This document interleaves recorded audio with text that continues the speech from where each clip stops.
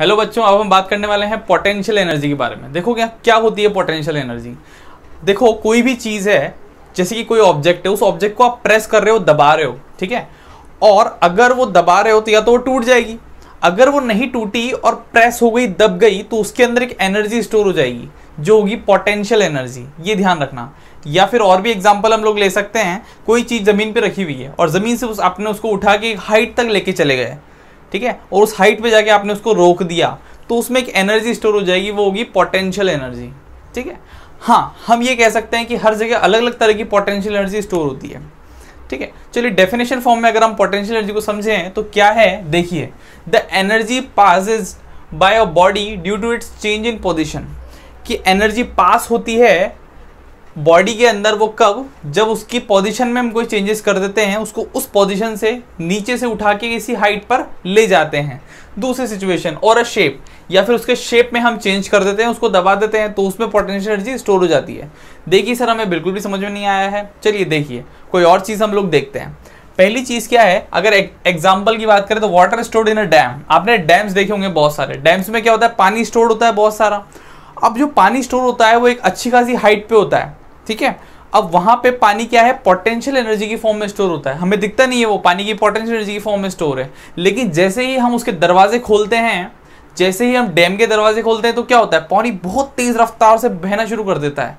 ऐसा क्यों होता है? ऐसा इसलिए होता है क्योंकि वहां पे एनर्जी पोटेंशियल एनर्जी की फॉर्म में थी, और वो निकल के उस पोटेंशियल एनर्जी से कहाँ आ गई, काइनेटिक एनर्जी की फॉर्म में हमें दिखनी शुरू हो गई, पानी बहना शुरू हो गया। पहला एग्जाम्पल तो ये है। दूसरा एग्जाम्पल देखो, दूसरा है स्प्रिंग का। मान लो एक सिंपल सी हमने स्प्रिंग ली, उस स्प्रिंग को हमने क्या किया, दबा दिया, क्या कर दिया, पुश कर दिया। पुश कर देंगे तो क्या होगा, ये दब जाएगी। अब इसके अंदर एक पोटेंशियल एनर्जी स्टोर हो गई, हमें दिख तो नहीं रही है। अब कैसे पता लगेगा पोटेंशियल एनर्जी स्टोर है, तो आप इसको क्या करो, वापस से छोड़ दो।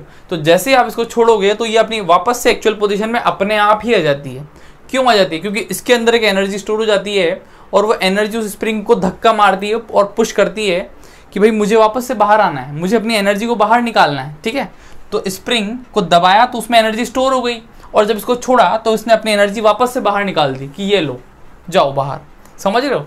बात क्लियर हो गई होगी, अच्छे समझ में आ गई होगी। चलो नेक्स्ट एग्जाम्पल लेते हैं, एक बढ़िया सा, है ना।